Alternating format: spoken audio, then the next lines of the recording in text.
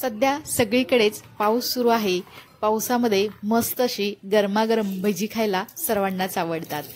नेहमीच आपण बटाटा आणि कांदा भजी खातो, तर आज आपण दीपाज किचनमध्ये अगदी कुरकुरीत होणारी अळूच्या पानापासून 5 मिनिटांमध्ये भजी बनवणार आहोत. चला तर मग रेसिपी सुरू करूयात.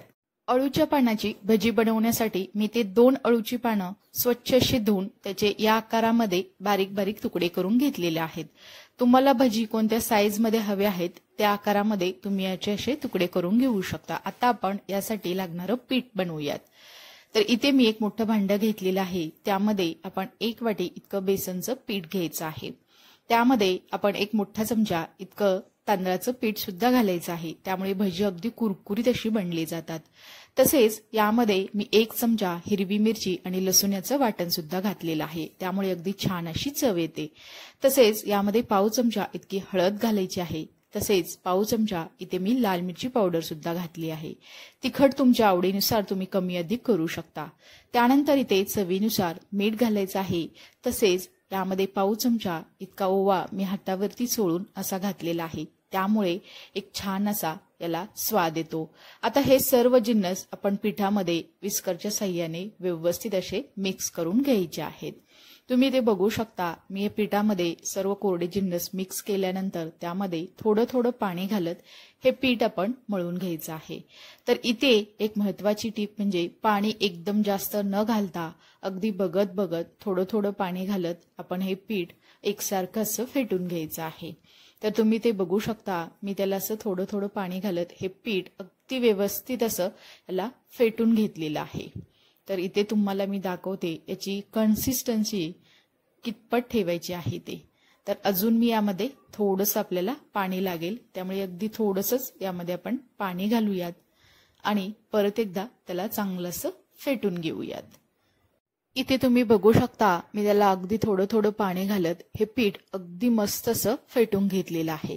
तर इथे तुम्हाला दाखवते मी इतपत अशी याची कन्सिस्टन्सी ठेवलेली आहे.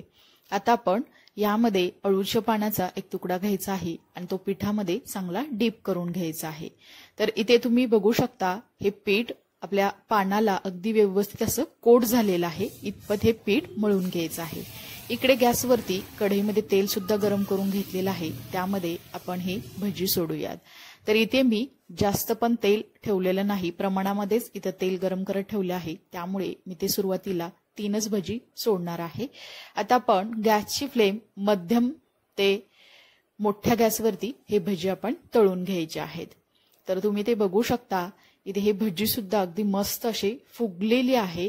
विशेष म्हणजे यामध्ये आपण अजिबात सोड्याचा वापर केलेला नाही आणि अगदी इन्स्टंट 5च मिनिटांमध्ये ही भजी तुम्ही बनवू शकता.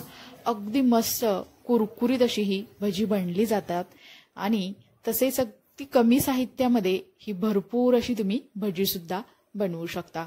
इथे बघू शकता मी तुम्हाला 2 ते 3 मिनिटे याला चांगलं तळून घेतलेलं आहे आणि मस्त असा कलर आणि क्रिस्पी अशी ही भजी आपली बनली गेलेली आहे. काढून घेऊयात. आता बाकीची सुद्धा राहिलेली भजी अगदी याच पद्धतीने आपण तळून घेणार आहोत. नेहमीच आपण कांदा भजी किंवा बटाटा भजी खात असतो, तर कधीतरी चेंज म्हणून तुम्ही सुद्धा अगदी या पद्धतीचे ही अळूच्या पानांची भजी नक्की बनवू शकता.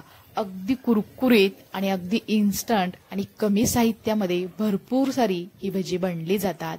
सध्या सगळीकडेच पाऊस सुरू आहे. त्यामुळे अगदी गरमागरम असे ही भजी तुम्ही बनवून त्याचा आस्वाद घेऊ शकता.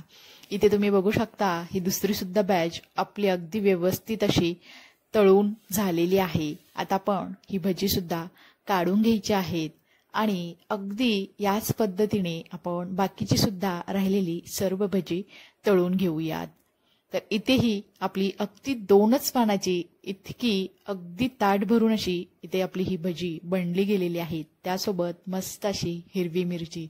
वाह, मस्त असा बेत तुम्ही नक्कीच पाऊस पडत असताना गरमागरम चहासोबत ही भजी करू शकता.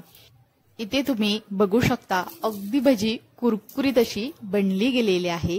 ही रेसिपी तुम्हाला कशी वाटली हे मला नक्की कमेंट्समध्ये सांगा। रेसिपी आवडली असेल तर दीपाज किचन या यूट्यूब चॅनेलला लाईक, शेअर आणि सबस्क्राईब करा आणि न विसरता शेजारील बेल आयकॉनवरती क्लिक सुद्धा करा, कारण तुम्हाला अशा छान छान साध्या सोप्या अगदी झटपट होणाऱ्या रेसिपी पाहायला मिळतील।